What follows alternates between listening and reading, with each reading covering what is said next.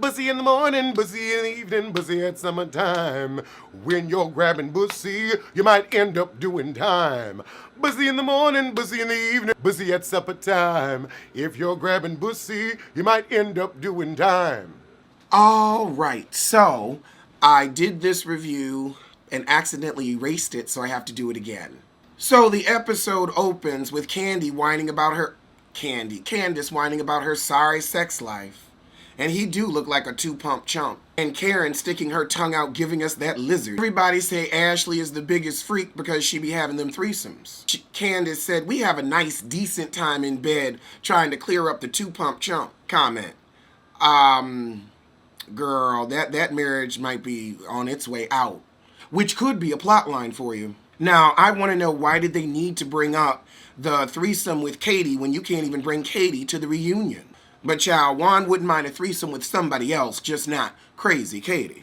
I think Robin and Juan aren't married for tax purposes and to string that plot line along. Because they're like, oh, well, we're working on it and we're talking. Y'all live together and you have children. Like, what's the issue? Lord, now we got the Mr. Magoo moment with Ray. Are you happy to be back in Potomac? Yeah, but I was fine with Virginia too. I want to move to Florida too, but I'll do whatever Karen says. But she's your seeing eye person, that's what I think. Boy, Giselle's hair really looks terrible in this third portion. Asia in the chat said Juan will marry Robin on the 7th season when they hit $1 million. That's when it will be worth the trouble. She might be right. Also, closer to Ray's office, how is Ray not retired? Ray is in his 80s. He should be, like, enjoying his life. Oh, they're bringing back Cash Cab.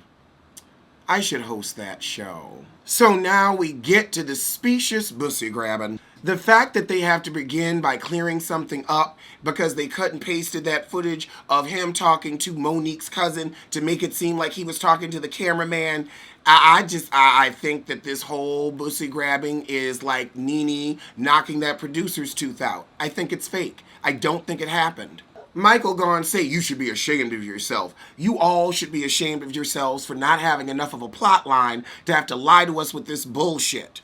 Okay, when the guy said don't do that, Monique said on her live that he was the guy that guides the cameraman that keeps people from bumping into him. He bumped into the actual cameraman and the guy said don't do that. That's why that was on tape, and that's why he said, oh, all right, sorry, no problem. And he didn't say sorry, he said no problem. And then Chris is going to say, well, people usually say excuse me. He said, no problem, I won't do that. Like, it's the same difference. Because I would say this, if you want to say that, then why wouldn't he have said, oh, don't grab my ass, not don't do that? Why didn't he say don't grab my ass if he was grabbing ass? You could take it one way or the other with that one. Lord, now people want to have semantic gymnastics over was it a butt tap or a butt grab on season 1. Child, if your hand's in the ass area, it's in the ass area. I don't care if you're doing this, doing whatever. Now, no, Monique, I remember your cousin has had an ongoing thing with Michael and the butt grabbing.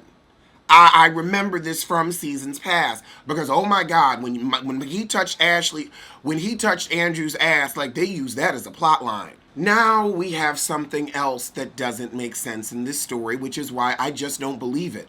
I don't believe that there's any there. They told Monique for 6 months it happened in her basement. Now it happened in the backyard, so she was never able to get the footage because the DVR already recorded over it. Why is there this discrepancy of where it happened? Like, that don't make no sense. Yeah, Andy, I wish that the cameraman was here too. Now Chris is going to bring up, what about the night at L2? They never get to the story. Like, what did happen at L2? It's all of this, smoking and mirrors shit. Like, say what it is. But we ain't gonna get the truth, not out of these folks. Andy said the night at L2 was the conversation that you were allegedly, and then Chris said, no, not that. So we never find out what that was. You see, I just feel like this is the same shit we saw with Nene. It's all cooked up. Phony and erroneous. Now, this is something else that doesn't make sense. Chris said, when that cameraman walked between us, the same cameraman, you grabbed his ass. Now, why didn't he put that on the police report? If it was the same cameraman, why wouldn't he talk about it on that police report? Why was only one incident of ass grabbing on the police report? Why? If you saw a second grab, Chris, why wasn't it reported? Now, Chris, how do you know what you're talking about? Because you got the phone call from HR, meaning they were questioning you and you didn't know shit. So how does that mean you knew? All right, now we've got these new allegations coming out. Michael's been grabbing everybody's ass, producer's ass, this ass, that ass, craft services ass. Honey, that's what I imagine your hand sounds like if it would talk. But why hasn't any of this leaked until now? And in this era, I just, child, I can't see it. Girl, you know what, Giselle? You know what? You really need to watch running around saying producers have told us, because we all know what happened with Carlos King and Phaedra and what producers told her. And where is she now? WeTV.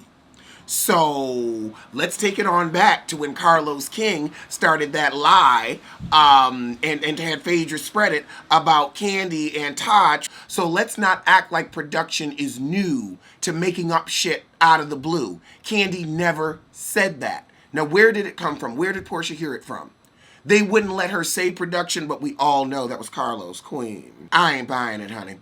This is all fiction, scripted television. I don't believe.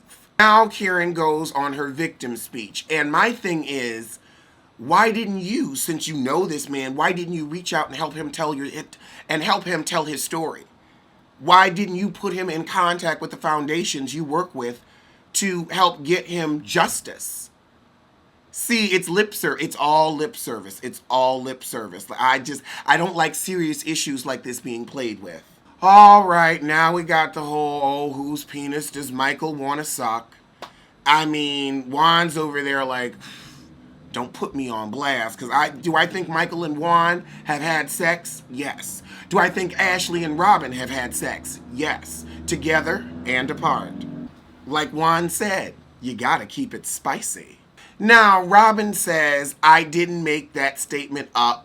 Michael tries to discredit her for being drunk, but my issue is, if you didn't want to talk about it, because she kept saying, I don't want to talk about it, I didn't want to talk about it, I didn't want to talk about it, then why would you bring up something that you didn't want to talk about that happened off camera when you weren't filming? Why? Child, so I don't even know if I start, I could see Candace jumping, plot line, and they don't have footage of it, so y'all are. And what plot line did Robin have this season other than I know whose dick Michael wants to suck? Other than that, what was your plot line? I didn't want to bring it up. I didn't want.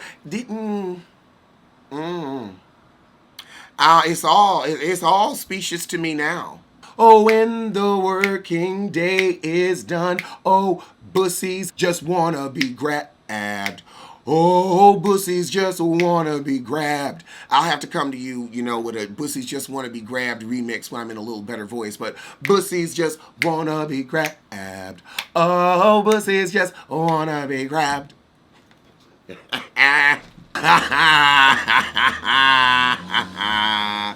Michael said, I wasn't even talking to Candace that night. I don't even like talking to Candace. I was like, oh, well. I mean, would you like talking to Candace? I wouldn't like talking to Candace, so I can understand that. He's like, I couldn't have said anything to her because I avoid her. She's annoying. She probably reminds him of his children, because his children are probably her age, because he's old. Michael said, I should have put charges on you for threatening my wife with that knife. And Candace said, well, she was trespassing. Oh, God. Candace is always good for a reach. She was trespassing. Trespassing. Child, Juan was like, I don't want to talk about that shit. Yeah. Because you and Michael are real cool. Real cool. Girl, now they ask Michael about his sexuality, and he says, I don't think there's anything wrong with any sexuality. I mean, I don't even understand that question. Do you like penis or vajayjay? That was the question. I think you like a little bit of both. And he did not say I'm bisexual, I'm heterosexual, I'm gay. And like, if you ask me, I'm gay. Gay as it gets. Candace starts yelling at Michael saying, you don't care what anybody has to say. Well, I agree with Ashley. Y'all have talked about him like a dog all season. I wouldn't care what you had to say either. I would come on to retort, but I wouldn't care what you had. Like, you've said your piece. This is my 10 seconds. You want to say Michael has zero credibility, Chris, but your wife was out here saying Ashley didn't really want to get pregnant. So, and she had a whole baby on your ass. So where is her credibility? Like, where these are unfilmed and unfounded allegations. So nobody really has any credibility, especially because you said, well, that man got his ass grabbed twice at the party, but only reported it once. Where's your credibility? Inquiring minds want to know. Okay, now they're grilling Michael about why he didn't apologize to Ashley. Any good PR person knows any apology is an admission of guilt. Any lawyer will tell you that. Never apologize, never say you're sorry until the legal shit is sifted through. That's just how things work.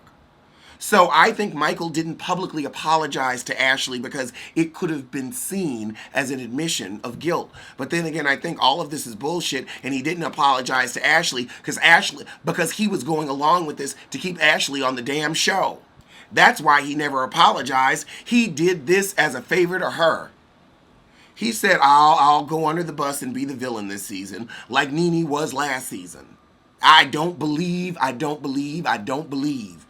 The Housewives franchise has lied to us too many times. Okay, now we got Ray saying, I saw you grab somebody's butt. You grabbed Andy's butt. Andy didn't remember, but it was consensual. So saying that you saw him do something consensual means he's going to do something unconsensual. Child, this is why I'm over it, because everybody's bringing out half-truths. So we are finally done with Bussy Grab Gate 2019. And then Mike and Chris, Big Chris, they went out to eat afterwards. So I don't believe it. I don't believe any of it. Honest to goodness, ain't really shit else after that. It's just 10 minutes of, well, honestly, probably about 7 minutes with the 2 commercial breaks of nothing. They're going to be back next year, and I'll see you later. Don't grab my pussy. Don't grab my pussy. I'm your cameraman. I don't want to be anything more to you. I swear. Don't grab my pussy. I'm not attracted to you. You look like Yoda and the God.